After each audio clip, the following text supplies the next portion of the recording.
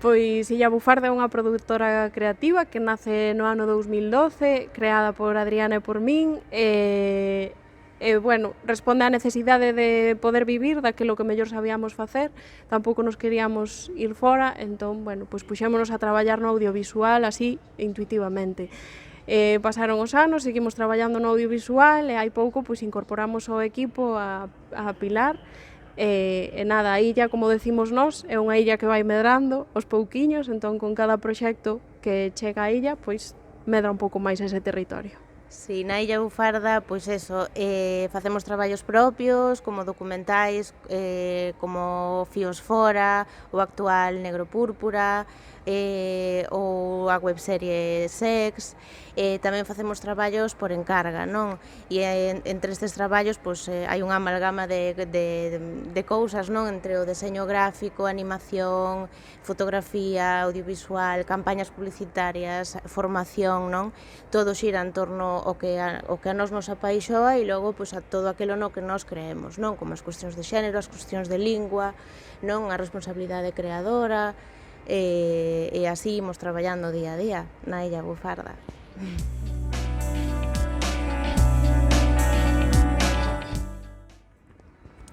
Eu creo que non hai un como de base, non? Non hai un plan de decir vamos a facer isto con perspectiva feminista porque non, sino que somos mulleres, colocámonos no mundo como mulleres, temos xa uns valores de inicio na nosa vida persoal e iso é o que trasladamos logo tamén no traballo, non?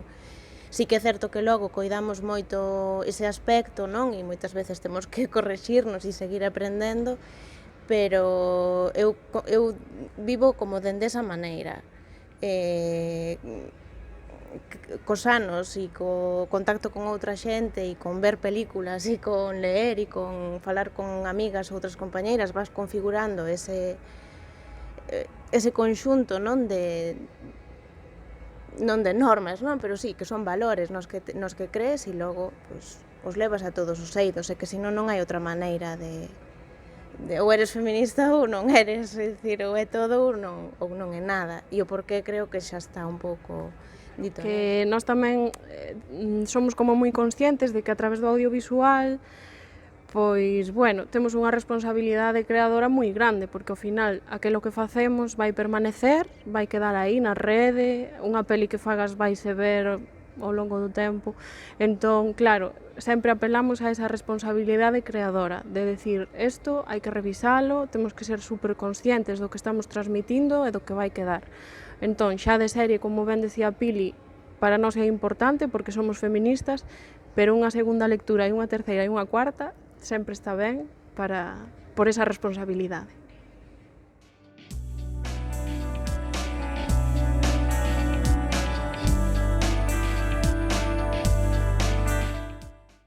Sí, a ver, como decíamos, eu creo que é algo transversal, non? Ao propio feito de crear e crear dende aí, pero logo para nós sempre bueno, hai proxectos que inevitablemente teñen esa cuestión máis presente. Eu creo que, por exemplo, venme agora á cabeza o documental Fíos Fora, non?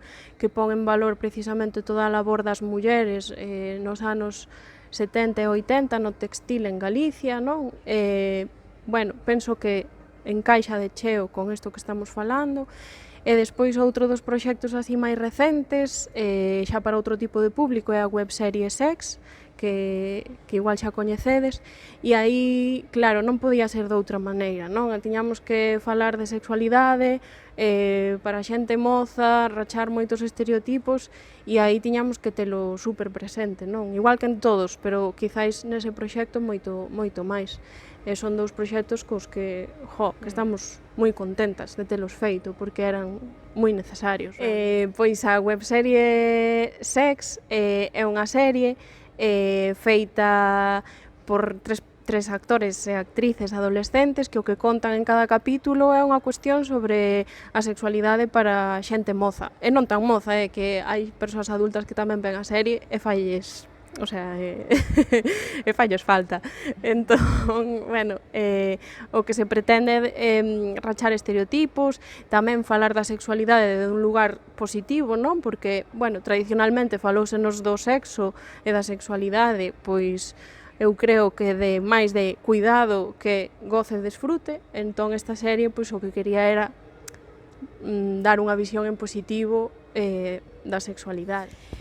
Pois, ademais, como xa decía antes, na illa tamén recibimos encargos, non? Estes eran como creacións propias, pero tamén con ese co feminismo como valor transversal, pois tamén acuden a nós pedindo nos traballos que teñan como o feminismo no centro, non? Agora estamos realizando unha serie de vídeos de mulleres que traballan na agricultura en ecolóxico e que o que pretenden os vídeos é empoderalas e apostan valor, non, do traballo que realizan esas mulleres. Tamén no documental que imos a estrenar agora, Negro Púrpura, hai un gran componente, non, alrededor da muller e da cuestión de xénero, non, que está aí latente todo o tempo. E así como tamén dos últimos traballos realizados este ano, pois coa Deputación da Coruña tamén realizamos unha serie de vídeos divulgativos alrededor daquelas mulleres que foran premiadas no Día das Letras Galegas, non? Que son como moi pouquiñas en relación a todos os homes que hai. Entón aí tamén xogamos coa posta en valor, con dalas a coñecer, bueno, o público tamén, pois neste caso era un público mozo, non, escolar, bueno, pois para abrir tamén campo en cuestións de xénero. Logo, na Illa Bufarda tamén, como vos decíamos antes, facemos obradoiros e moitos deles pois tratan en concreto sobre cuestións de xénero, como, por exemplo, pois a muller na publicidade ou a cousificación da muller no cine, este tipo de temáticas que xa son super claras sobre esta temática. E tamén está aí, é parte do noso traballo e axúdanos tamén a actualizarnos e a aprender sobre esas cousas.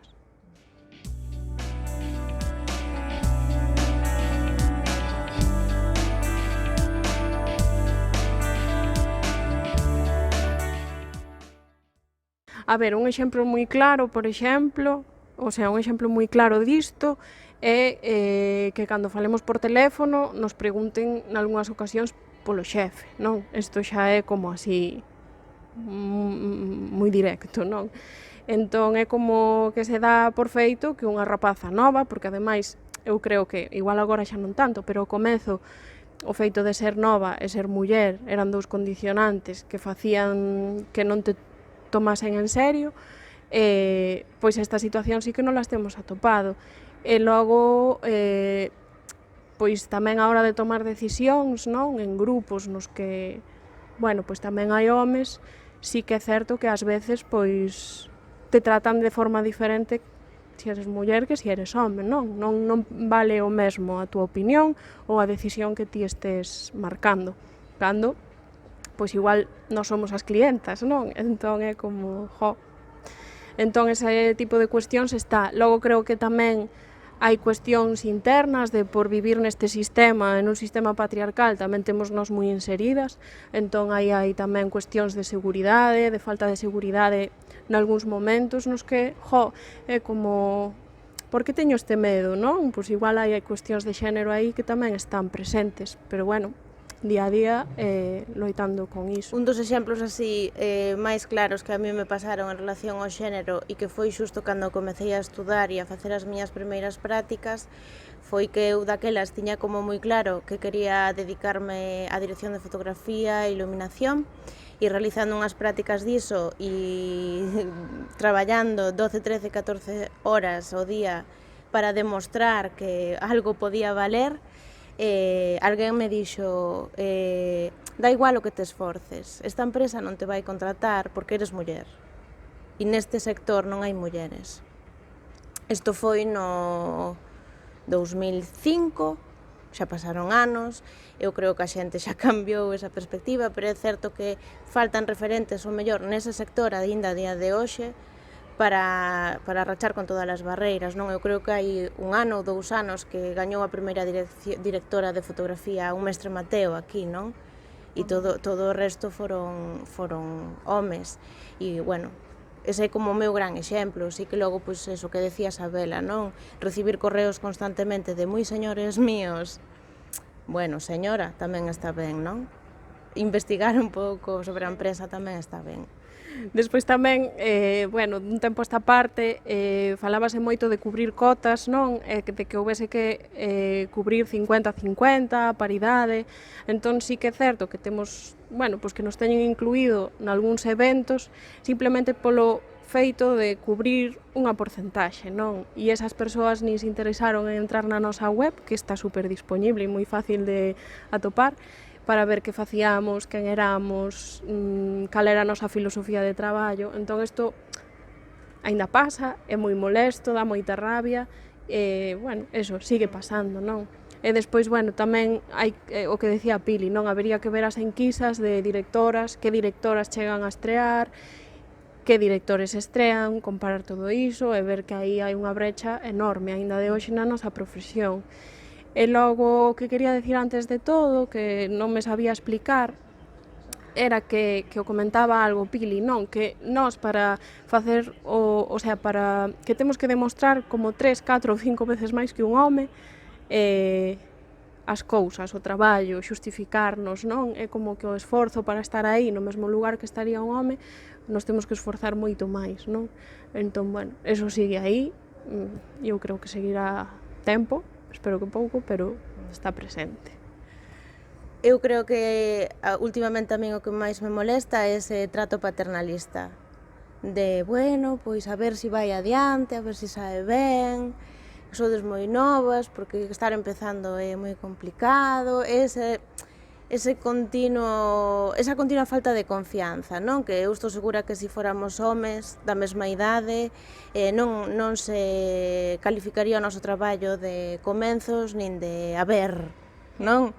A min eso cánsame pois un montón, a verdade. E logo tamén o que se supón o mellor de nós como mulleres, que teñamos que ser o mellor neso máis sumisas, non? A mí tamén me pasou unha vez que polo feito de tomar a iniciativa e decidir cando me podían chamar por teléfono nuns horarios e decidir que estrutura ter no meu traballo, perder un traballo porque para esa persoa eu era unha mandona. Entón, bueno, viña de quen viña, era un home, non?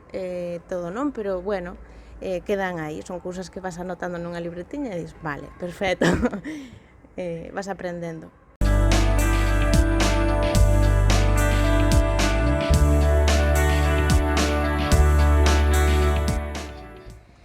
Sí que creemos que a nivel de contidos si hai un avance nese sentido, non? Si que vemos que a temática de xénero está como moito máis presente, a información que se dá está moito máis coidada, e logo pois si que cada vez se están vendo pois o mellor máis mulleres protagonistas e en papeles máis activos. Estos son pasos dados, pasiños dados, non? Aínda hai outra parte nese sentido que hai moito que mellorar e que desequilibra un pouco isto. Pero sí que vemos que aí como que se está avanzando máis, non? Que noutros aspectos. Sí, despois tamén cremos que falta moito por facer no que ten que ver ca visibilidade do traballo da muller, non? Que non está igualmente recoñecido co do home, e logo unha cuestión de oportunidades, porque, bueno, os coidados seguen estando aí, e os coidados maioritariamente siguen recaendo na muller, e polo tanto, pois compatibilizar iso con un traballo creativo ou un traballo, sí, un traballo nunha produtora, pois ás veces faise difícil, entón tamén nos parece que é unha cuestión de oportunidades. En eses dous aspectos habería moito que traballar aínda.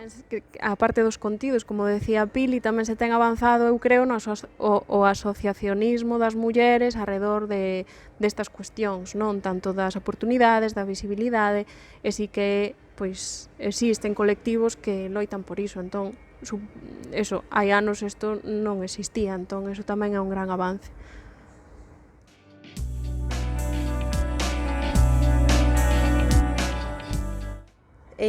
Pois eu creo que o que a min me achegou foi esa oportunidade de aprendizaxe constante, sempre en materia de xénero, tanto a nivel de autocoñecemento como tamén de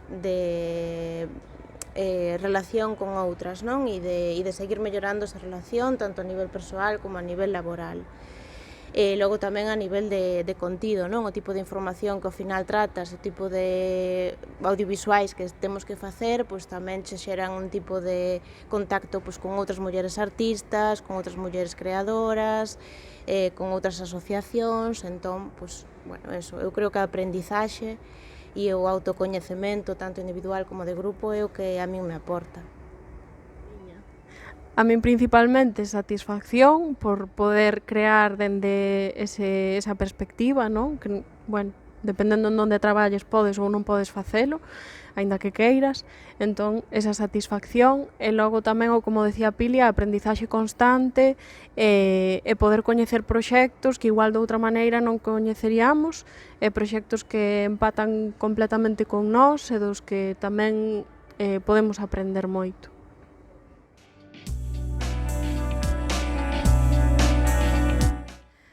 Igual tamén falar do papel das guionistas nesta profesión, non? Porque ao final o guión é onde está os diálogos, onde está o papel do home, da muller, os roles, onde se establece a psicoloxía dos personaxes.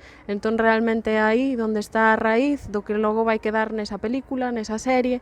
Entón, claro, cantas máis guionistas haxa, cantas máis guionistas podan facer guións, irá cambiando cada vez máis esas historias, non? E polo tanto, creo que tamén é importante falar de imaginario e o noso imaginario tamén estará máis aberto de mente para percibir outro tipo de historias, non as que nos contaron sempre. Vale, pois eu a mensaxe que lanzaría é que teñamos os ollos super abertos sempre, a todas horas, para analizar dende a perspectiva de xénero todo aquilo que consumimos, porque me parece imprescindible para seguir mellorando neste nivel. Eu, ademais, sumaría que a procura de xente afín e búsqueda de contido, non? Que te axude a mellorar os teus coñecementos, a túa perspectiva, xente que funcione como referente a nivel musical, a nivel escénico, non sei. Creo que recoller como unha serie de cousiñas que te rodeen, que che fagan agradable esa viaxe, non? Cara as cuestións de xénero, creo que é fundamental.